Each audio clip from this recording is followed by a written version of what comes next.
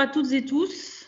Après l'après-midi du réflexion et de travail du 23 février, nous voici à nouveau réunis pour une nouvelle étape dans le programme d'échange sur les cités éducatives. Alors cet après-midi sera, à n'en pas douter, bien évidemment, encore très riche en présentations d'expériences et en réflexions. Et cet après-midi va s'articuler en deux temps. Nous allons avoir d'abord l'honneur et le plaisir d'accueillir Madame Sylvie Pierre, maîtresse de conférences en sciences de l'information et de la communication à l'Université de Lorraine. Donc une conférence inaugurale qui permettra à Madame Pierre de nous exposer des pistes de réflexion sur les enjeux de l'éducation aux valeurs de la République et à la formation de l'esprit critique. C'est comme son nom l'indique, une conférence inaugurale qui sera le prélude à une série de 5 conférences qui permettront d'affiner ces propos liminaires et que Madame Pierre, bien évidemment, va nous préciser. Et ensuite, dans la fin de l'après-midi ou dans le courant de l'après-midi, il y aura des restitutions de travaux de groupe et des échanges sur des expériences qui sont proposées. Donc moi, je remercie d'abord Madame Pierre de bien avoir voulu nous faire partager son expérience et ses réflexions. Et puis, je veux remercier tout le monde toutes et tous pour votre présence, votre engagement dans ce beau projet que sont ces cités éducatives. Et je pense que les minutes qui suivent vont être l'annonce d'une belle après-midi prometteuse en échange et en belle perspective. Voilà.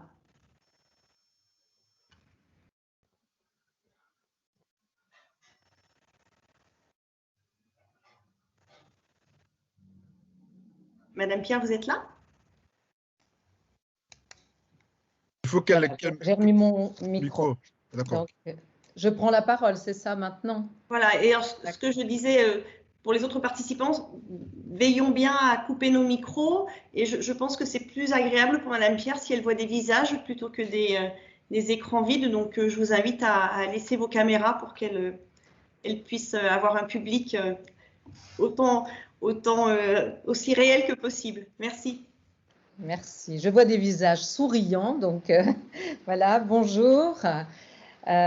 Donc merci de m'accueillir, merci d'être présent pour cette première conférence inaugurale. Déjà, je tiens à remercier Madame Valérie Lescane, coordonnatrice de la cité éducative que vous connaissez bien, de la ville de Pau, et puis Madame Dany Oar, qui est directrice DSU de l'agglomération de Pau, parce que nous avons échangé, travaillé pour construire ce programme, et c'est important qu'il y ait une co-construction. Voilà, et je vais donc, lors de cette conférence inaugurale, vous présenter un peu le programme des conférences que je vais donner, et puis aussi des 2 journées de formation au cours desquelles je vous verrai, j'espère, en présentiel en septembre. Alors, j'ai peut-être un peu situé déjà mon parcours puis l'intérêt du sujet. Bon, vous avez souhaité travailler, réfléchir ensemble sur la question des valeurs, vous venez de le dire, les enjeux de l'éducation aux valeurs et puis la formation à l'esprit critique.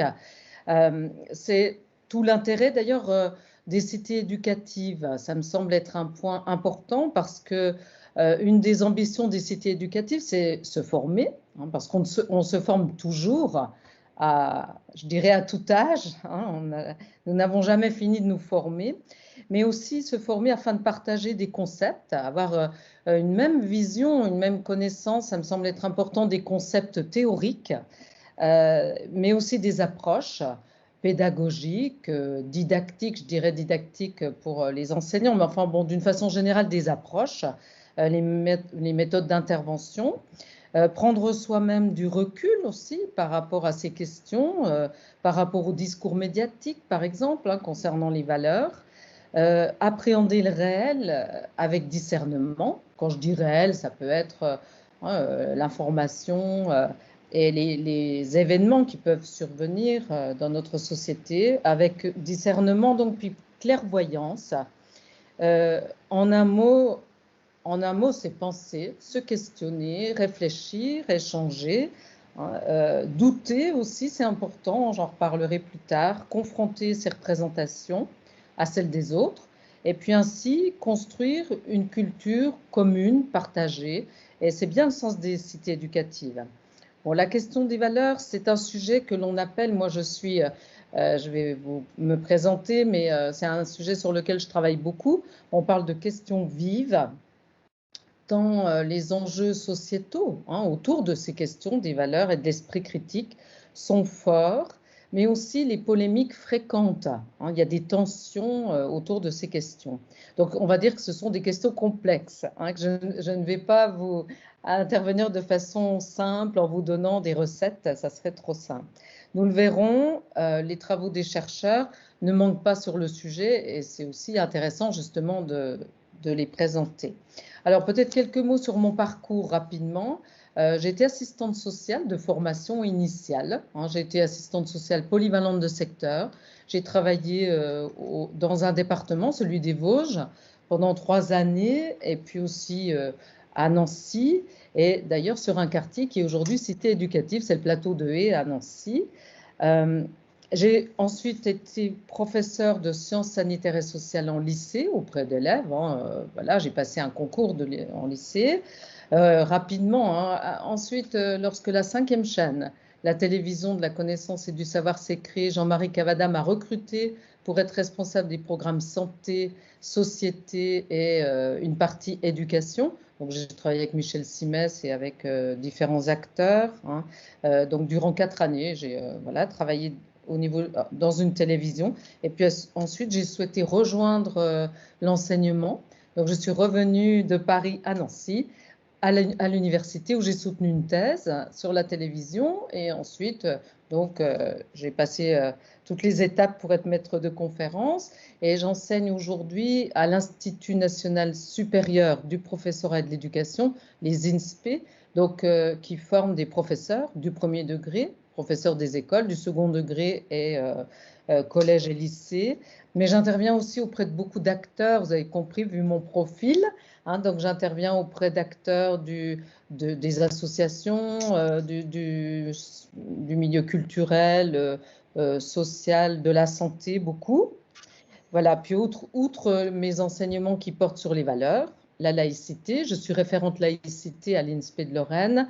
Je mène aussi des travaux de recherche, bien sûr, donc des travaux qui portent sur les valeurs, la manière d'enseigner les valeurs, les projets autour de la citoyenneté aussi, et la formation, bien sûr, à l'esprit critique, en particulier vis-à-vis des médias et des discours d'attaque aux valeurs. Je travaille beaucoup sur la rhétorique et les discours d'attaque des valeurs de la République. Voilà, bon, donc, qu'est-ce que je suis? Je suis aussi depuis 20 ans dans le réseau des universités en éducation à la santé. Donc, je suis très impliquée dans la démarche d'intégrer des parcours citoyens éducatifs de santé dans le parcours des jeunes publics.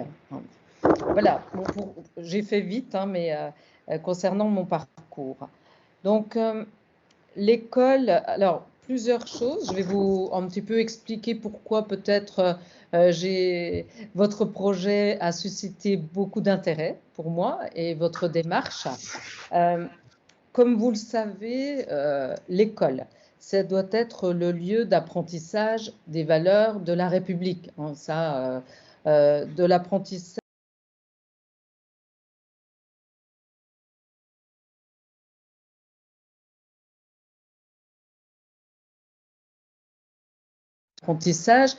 de l'égalité filles-garçons à l'école maternelle. Donc on apprend à l'école les valeurs et en particulier, ceci particulièrement sur les territoires fragiles qui cumulent de nombreuses inégalités, mais pas que, c'est partout, mais en particulier sur des territoires fragiles. Mais l'espace de l'école ne suffit certainement plus aujourd'hui, même si bien sûr l'école a un rôle important, Et si les enseignants sont mobilisés, formés, soucieux d'accompagner au mieux les élèves, je dirais que ça ne suffit pas, je le dis déjà depuis un moment, ça ne suffit pas à l'école, oui, mais ça ne suffit pas pour, on va dire, remplir cette mission ambitieuse de transmettre les valeurs de la République.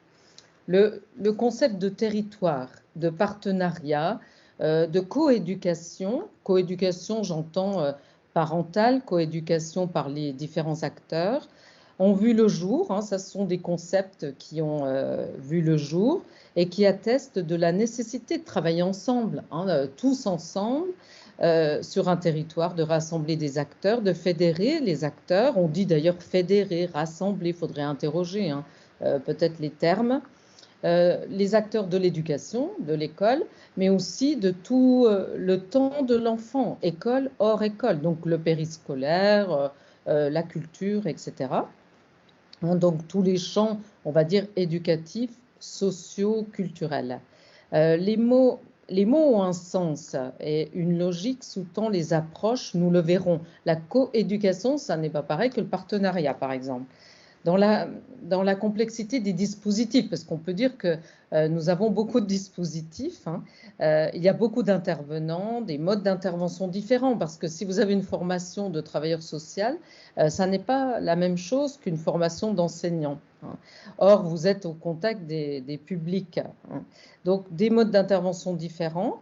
Eh bien, le chercheur, lorsque l'on est chercheur, on s'intéresse à la manière dont les acteurs partagent les valeurs républicaines, contribuent ensemble à l'éducation des enfants et des jeunes, puisque le jeune, il va petit grandir, se développer, vivre sur un territoire, être en interaction et donc être accompagné tout au long de son parcours par un certain nombre d'acteurs, les enseignants, mais pas que.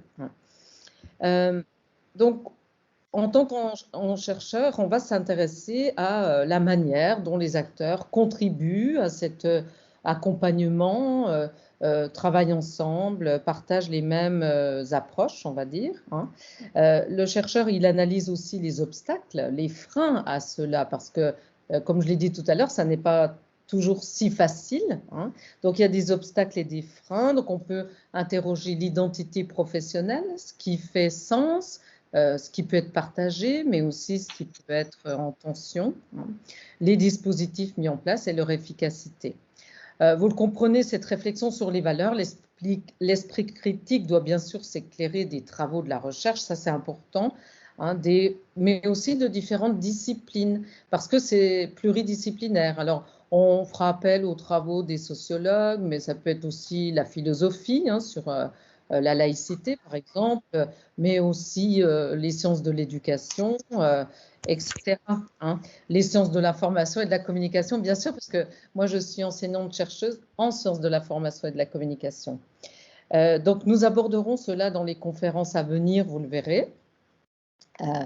Alors, si le concept de cité éducative, je regardais, hein, bien sûr, c'est récent, puisque ça date de 2017. Ça a été créé à Grigny. Mais ce concept, il mobilise des approches théoriques classiques, hein, c'est-à-dire l'éducation avant tout, puisque c'est une cité éducative. L'éducation, mais on le verra, l'éducation se distingue de l'instruction, ça n'est pas la même chose. Donc, ça mobilise aussi l'engagement, le lien social, la coéducation. Et puis des concepts plus récents que l'on travaille, par exemple le sentiment d'efficacité personnelle, l'estime de soi, les compétences psychosociales, hein, on le verra dans les différentes interventions, et bien sûr l'esprit critique. Alors, les cités éducatives, elles visent les prises en charge éducatives des enfants de 3 ans à 25 ans. C'est dire si l'ambition est forte et en même temps primordial, parce que vous avez les enfants dans toutes les années de développement, hein, et dès le plus jeune âge, donc ça c'est fondamental. C'est ce que je disais ce matin, les stéréotypes par exemple, hein, filles, garçons, ça commence très tôt. Et déjà en maternelle, le jeune enfant, il a déjà des idées du monde, il se représente le monde. Donc c'est important puisque vous allez là agir sur une partie de la vie de ces personnes, hein, de ces jeunes. Et cela signifie que l'on conçoit le jeune dans sa globalité aussi et dans son parcours de vie, hein, de 3 ans à 25 ans. Alors là aussi, c'est un concept qui est ancien. J'ai écrit un article sur la notion de parcours. Je pourrais bien sûr mettre à votre disposition les ressources. La notion de parcours vient du Moyen-Âge, hein, les compagnons du Tour de France. On a remis en avant ce concept qui, en fait, témoigne de la nécessité d'accompagner une personne, hein, pour l'amener à progressivement s'émanciper, devenir adulte, voilà, avoir une liberté de pensée, un esprit critique, hein. Et donc, ça nécessite une temporalité, ça ne va pas se faire comme ça en 30 secondes, hein. Et puis, ça nécessite un fort accompagnement et une posture vraiment des professionnels, hein. Alors, cette notion de parcours, moi j'ai participé à l'écriture de la circulaire du parcours éducatif de santé. C'est vraiment inscrit dans la loi de 2013 de refondation de l'école et c'est conçu, il y a 4 parcours dans la loi de 2013, citoyen, santé, art et culture et puis avenir à partir de la 6e sur l'orientation. Mais cette notion de parcours, elle a vraiment un sens, hein, c'est-à-dire on inscrit le jeune dans sa temporalité, dans le temps long. Alors, il faut le rappeler, l'école a une ambition forte de transmettre les valeurs de la République, de former des esprits libres et éclairés. Vous allez me dire, c'est pas nouveau. Effectivement, Condorcet, déjà à la Révolution, a défendu cette idée-là. Hein, mais ambition aussi de faire réussir tous les élèves, c'est important, hein. Certains ont plus d'obstacles, on va dire, surtout sur les territoires en difficulté, hein. Il y a eu 2 rapports sur cette question, grande pauvreté, réussite scolaire, un de l'inspection générale, un du Conseil économique, social et environnemental. Alors, vous avez dû les lire, grande pauvreté et réussite scolaire. Donc, c'est d'autant plus important d'y croire, on va dire, hein, et de penser que justement une action commune et l'école, elle peut faire réussir ces jeunes qui ont quand même des obstacles, hein, bien sûr, des difficultés par ailleurs dans leur vie personnelle. Alors, j'ai écrit, mais comme je ne lis pas, vous avez bien compris qu'il faut que je me retrouve. Ah oui, alors, on va dire que depuis 1980, la mobilisation autour des valeurs a commencé à voir le jour. Vous savez, il y a eu les collégiennes de Creil, il y a eu un rapport de Jean-Pierre Aubin sur... voilà, donc on y reviendra, mais on va dire qu'avec les différents événements dramatiques que nous avons connus, eh bien, les valeurs de la République sont au cœur de la mission éducative, bien sûr. Mais il faut souligner quand même que les études montrent que tous les jeunes aujourd'hui n'adhèrent pas aux valeurs, certains les contestent, hein, ça c'est quand même à prendre en compte, les rejettent, les contestent, hein, donc voilà. Cela nécessite donc de transformer la formation, alors des enseignants, c'est ce qui est fait dans le cadre des INSPE, mais aussi développer des compétences de tous les acteurs, hein, pour agir de façon éthique, responsable par rapport à cela, pour partager les valeurs de la République, mais il faut déjà savoir ce qu'on met sous le terme valeur, hein, pour savoir prendre en compte la diversité des publics, parce que certains adhèrent, d'autres non, et puis pratiquer la différenciation aussi par rapport au public, hein, bon, etc., éduquer aux médias, à l'information. Voilà, donc dans les cités éducatives, quels enjeux me semblent importants? Les enjeux, ils sont plus cruciaux, je dirais, peut-être plus encore que sur tout le territoire, voilà, parce que les territoires présentent des dysfonctionnements urbains importants, c'est d'ailleurs pour ça que vous êtes une cité éducative, avec des questions de mixité scolaire, hein. Dès lors, les enseignants ne peuvent agir seuls. Et la force, je dirais la force dans tous les sens du terme, symboliquement, hein, cette force, quand vous êtes ensemble, c'est une force. Sur le territoire, elle est nécessaire pour faire partager les valeurs de la République, parce qu'on ne peut pas tout seul. difficile, hein, pour accompagner, pour donner du sens, pour ancrer le jeune dans la réalité aussi et lui permettre d'acquérir un esprit critique. Et donc, les valeurs de la République, la laïcité, la formation à l'esprit critique, ce sont des objets transversaux et travaillés dans tous les temps et les espaces de vie du jeune. Hein. Nous verrons que, par exemple, les stéréotypes filles-garçons, la liberté d'expression sur les réseaux sociaux, hein, lorsqu'un jeune écrit un message, ou la coopération entre les jeunes au sein de projets, par exemple, l'identification des fake news sur les réseaux sociaux qui prolifèrent en ce moment avec l'épidémie d'ailleurs, hein, ont un rapport étroit avec la laïcité, très étroit avec la laïcité. Et ça n'est pas toujours évident. Hein. Donc il faut expliciter et faire comprendre l'importance du principe de laïcité. Bon, les études montrent aussi que beaucoup d'acteurs, dont les enseignants, faute de temps, de volonté, par peur, par autocensure, etc., on verra, il y a des recherches qui sont menées là, sur ces questions, en fait n'abordent pas les questions de la citoyenneté, hein, ou en tout cas succinctement. Certes, la pression sur les matières fondamentales est importante, le français, les mathématiques, mais il faut creuser, hein, et peut-être réfléchir à justement comment aborder ces questions pour que, et c'est difficile, hein, donc comment aborder les questions sensibles dans des territoires où beaucoup d'élèves sont de confession musulmane et pour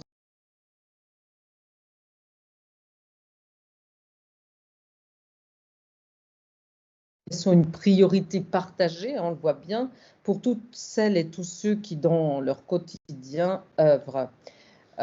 Ce concept d'accompagnement, moi j'interviens beaucoup sur l'accompagnement, il est fécond pour penser le sujet, parce que accompagner à se défaire des préjugés et des stéréotypes, accompagner pour donner confiance, pour faire en sorte que le jeune, au final, se sente citoyen, hein, à part entière.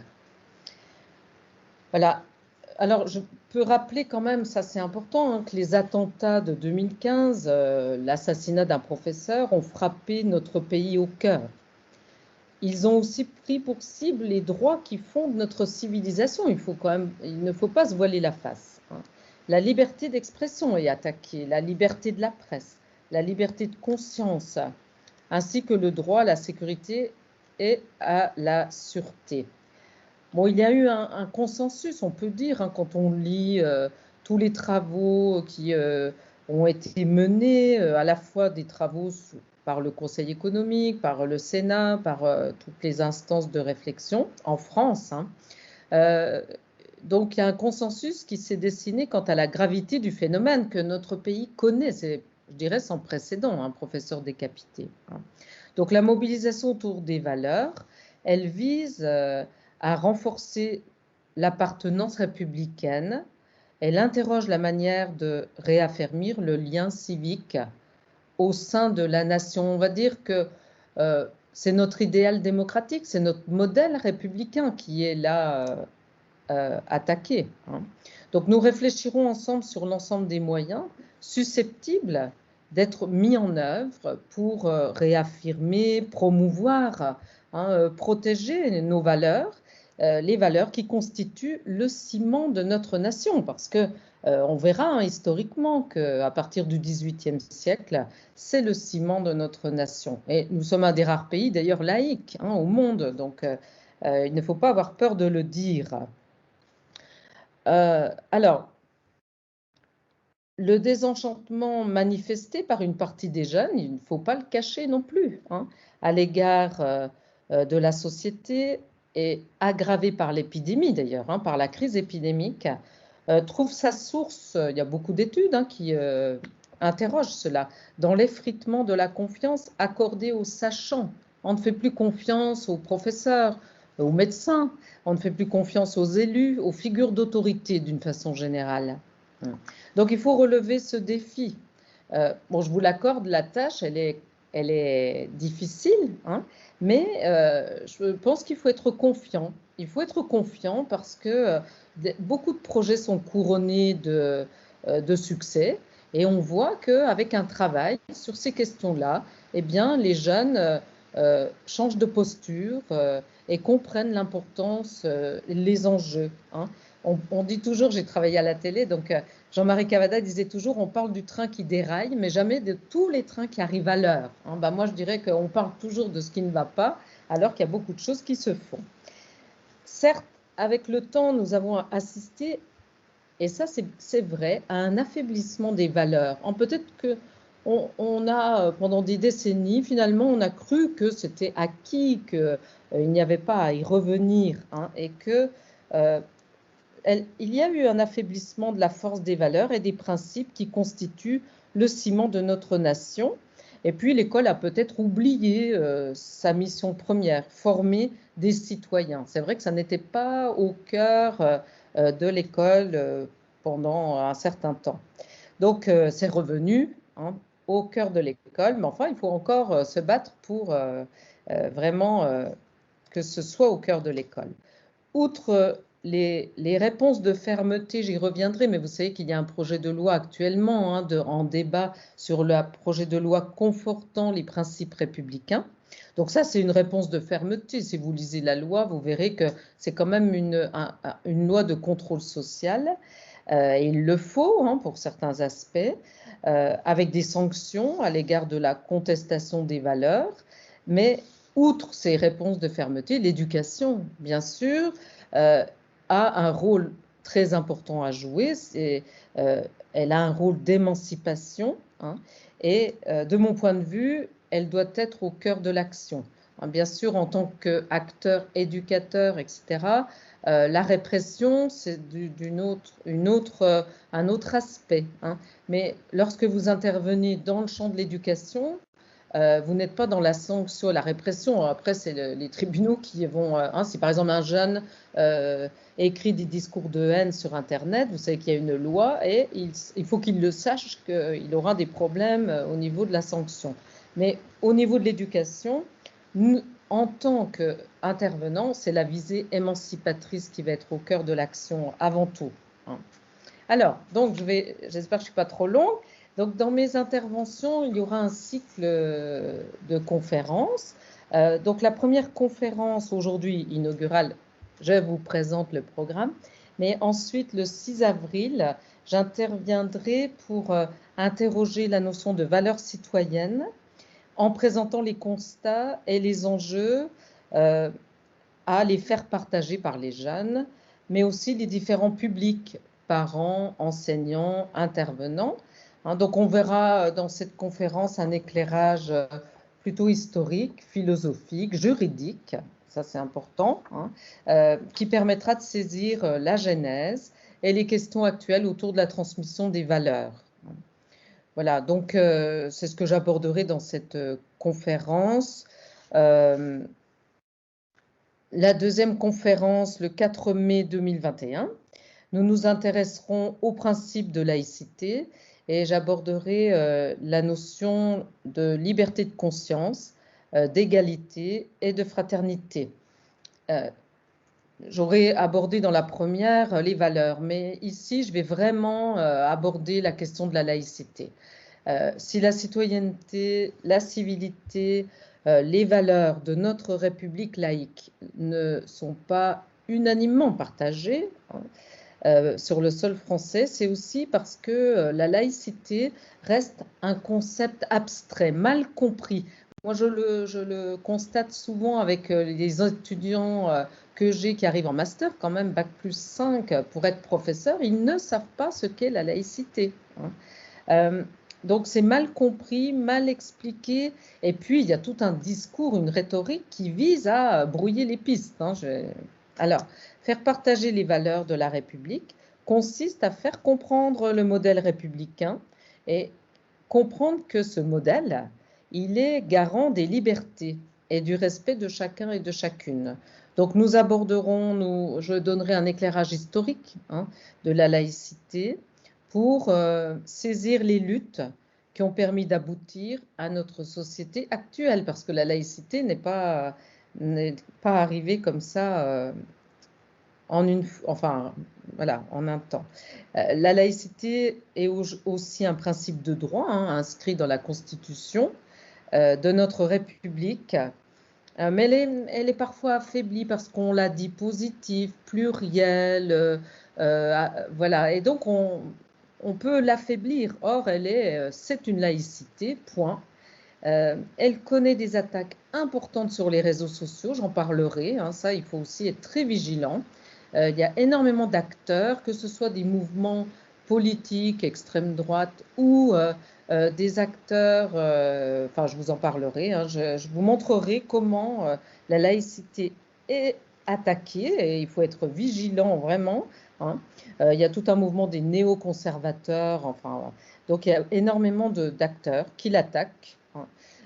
Donc, il faut le savoir, et les recherches montrent que les acteurs qui attaquent utilisent une rhétorique élaborée, très élaborée, appuyée sur des idéologies qui visent à ébranler notre socle républicain. Alors, la laïcité, c'est aussi une valeur de civilisation, fruit d'une longue histoire marquée par des combats. Et donc, je présenterai tout cela et je montrerai aussi que ce principe de laïcité, il a une grande pertinence aujourd'hui. Dans la vie, il faut que les jeunes aussi comprennent cela. En quoi la laïcité est pertinente, elle est moderne pour penser le monde et sa vie aujourd'hui. Le 18 mai, j'aborderai la formation à l'esprit critique, enjeu du 21e siècle. L'esprit critique, Condorcet aussi l'a déjà mis en avant, donc ça n'est pas une notion, on va dire, récente, elle s'inscrit dans l'histoire. Donc nous verrons ce que c'est, et ce que ça n'est pas. Nous verrons que ça n'est jamais un acquis, que ça se travaille tout au long d'un parcours et même après. Les adultes sont les personnes âgées qui diffusent le plus à leur insu les fake news. Moi, j'interviens beaucoup à l'UCP, c'est l'Université de la culture permanente, et donc j'ai des retraités, et voilà, ils prennent conscience que en fait, en recevant tous ces messages de fake news, ils participent à cela. Donc, ce ne sont pas que les jeunes, toujours les jeunes, il y a aussi les plus âgés.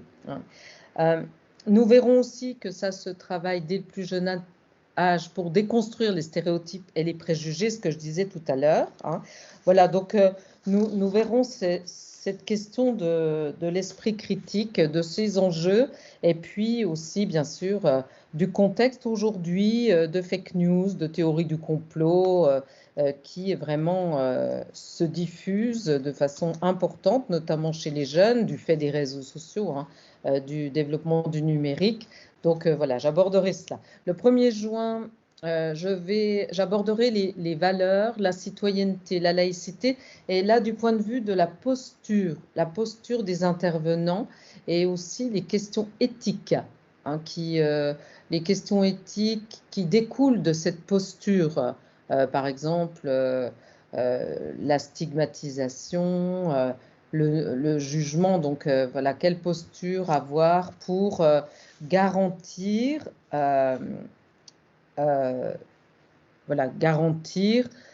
le respect du jeune. Donc, le rapport qu'il entretient, le jeune, avec le savoir, n'est plus aujourd'hui, il y a beaucoup de recherches sur cela, n'est plus un rapport binaire d'évolution de l'ignorance vers la connaissance, comme ça a été le cas en l'enseignant, où on transmettait des savoirs à un ignorant pour arriver à ce qu'il soit l'ignorance vers la connaissance. Tous les travaux montrent que cela est bien plus complexe, et que ça ne suffit pas de transmettre des connaissances ou de dire voilà les valeurs, il faut partager les valeurs. Il faut avoir une posture davantage qui repose sur la déconstruction des représentations, la prise de conscience des enjeux liés au savoir et également s'interroger sur quelle posture avoir par rapport à cela. Là aussi, il y a des travaux, c'est important d'avoir des repères, c'est complexe, mais c'est nécessaire bien sûr parce que ça n'est pas de la propagande, ni on accompagne quelqu'un, mais tout en étant respectueux de la dignité et du respect de la personne. Dans la dernière conférence du 15 juin, j'aborderai les questions des modalités d'intervention. Je travaille beaucoup sur ces aspects.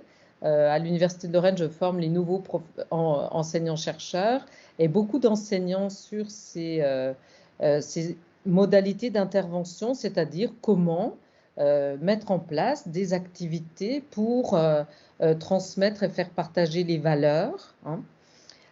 Comment permettre outre, bien sûr, il faut acquérir des connaissances. Il faut qu'un jeune il sache avoir des connaissances, je dirais, précises.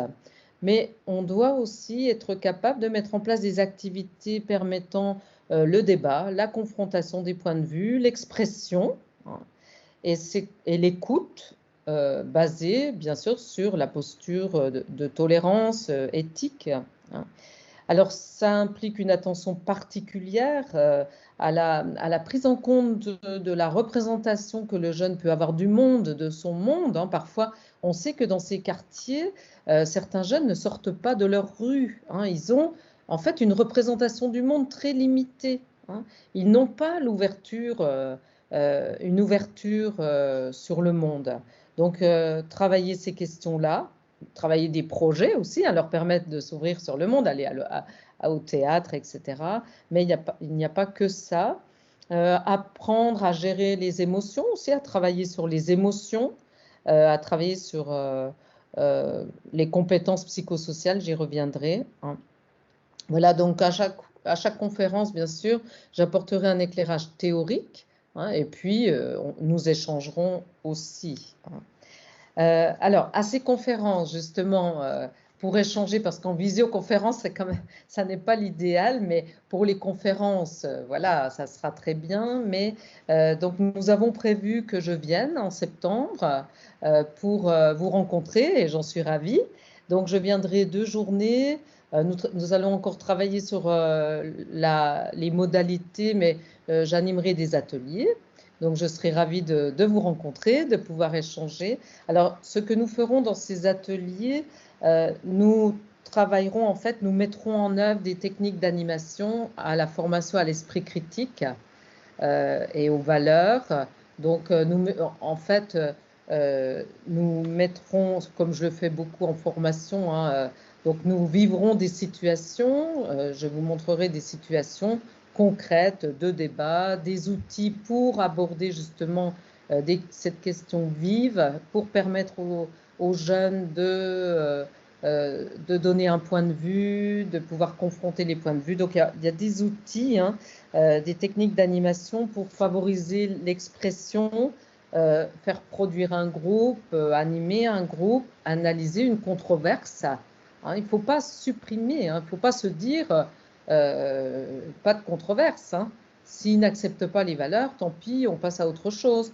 Justement, il faut accepter le dialogue et il faut être armé pour cela, pour pouvoir justement l'esprit critique déconstruire une représentation qui reposerait sur une opinion, voilà, amener à faire comprendre ce qu'est la raison par rapport à une opinion. Voilà, donc apprendre à développer chez les jeunes des compétences comme développer son regard critique, savoir argumenter, prendre des décisions. Donc on mettra en pratique des outils d'animation. Pour conclure, j'étais un peu longue peut-être, mais bon, je me réjouis bien sûr de participer à votre démarche qui vise à vous former tous ensemble et je participerai à vos travaux bien volontiers. Tout cela pour mieux agir, ça me semble être vraiment au cœur de la démarche, mieux agir au service des jeunes et puis des valeurs de notre République. La cité éducative, c'est un lieu de vie collective. Je mène en ce moment une recherche sur la cité éducative, mais pas plutôt là c'est sur les réfugiés, citoyenneté réfugiés, parce qu'on accueille à Nancy des réfugiés. Donc on sait que c'est un lieu de vie collective où s'apprennent les valeurs de la République et pour des nouveaux arrivants par exemple, c'est d'autant plus primordial d'apprendre ce qu'est notre laïcité à la française, parce que certaines personnes arrivent de pays où la laïcité n'existe pas. Donc, il y a toujours ce travail d'explicitation à faire, toujours. Il s'agit pour le jeune de connaître, de s'approprier, de respecter des règles communes, donc connaître le droit, les droits et les devoirs. Connaître les valeurs ne suffit pas. Il faut aussi mettre en œuvre des actions éducatives afin de fédérer des jeunes autour d'un événement, de la réalisation d'un concept. On sait bien que les démarches actives d'engagement, d'implication sont plus pertinentes. Au niveau de la recherche, c'est mesuré. Les actions s'inscrivent dans le temps, je l'ai dit. Elles constituent un moyen d'encourager l'autonomie et l'initiative des jeunes, de valoriser leur engagement. Alors, je pense que vous connaissez cela, vous êtes déjà, bien sûr, vous êtes engagés, vous menez des projets, mais voilà, je souhaitais quand même le redire, c'est important. Les équilibres demeurent fragiles, c'est pour ça qu'il faut dire et redire. Il est essentiel de préserver nos libertés individuelles dans notre pays, œuvrer à construire une vie en société sur des valeurs communes. Donc, il faut bien sûr les partager. L'école, elle transmet les valeurs de la République, la liberté, l'égalité, la fraternité, la laïcité, ça c'est le rôle de l'école. Le refus de toutes les discriminations. Moi, j'interviens sur ces enseignements, sur lutte contre les discriminations. Les élèves, les jeunes, étudient les grands textes qui les fondent, et quand je vais dans des quartiers voir mes étudiants, professeurs, j'assiste à des leçons, bien sûr, et je vois des enfants très intéressés sur les grands textes. Il appartient à l'ensemble des acteurs qui interviennent auprès d'eux dans l'exercice de leurs fonctions, donc dans vos différentes fonctions, que vous soyez animateur, éducateur, élu, etc., de faire partager les valeurs, mais aussi les partager par des interventions, des modalités d'intervention éthiques, j'insiste, pensées et qui ont du sens. Les valeurs de la République sous-tendent l'ensemble des activités des acteurs, mais chacun va donner du sens. Si vous êtes par exemple animateur sportif, vous allez donner du sens dans votre champ d'intervention qui est le sport, par exemple, mais chacun dans son champ. Si l'intervention dans le domaine des valeurs doit permettre la pratique du dialogue, montre la nécessité du savoir pour dépasser les préjugés, on doit rappeler aussi avec fermeté la nécessité de partager ces valeurs et la laïcité sans aucune concession. Je pense qu'il ne faut pas faire de concessions, sinon c'est la porte ouverte à beaucoup de risques. Une cité éducative doit être bien plus qu'un service public. Elle est dans notre République démocratique. Vous êtes on va dire que c'est un dispositif mais ou un lieu, un territoire, je ne sais pas, il faut interroger. Voilà, il faudrait interroger. Mais on va dire que moi j'aime bien un territoire, j'aime bien cette idée d'espace qui permet aux jeunes, dès son plus jeune âge, de s'élever au double sens du terme, s'élever à la citoyenneté, devenir un citoyen, de le rendre capable d'acquérir son propre arbitre. Et ça, il y a des enjeux forts, par exemple pour les filles. De développer son esprit critique.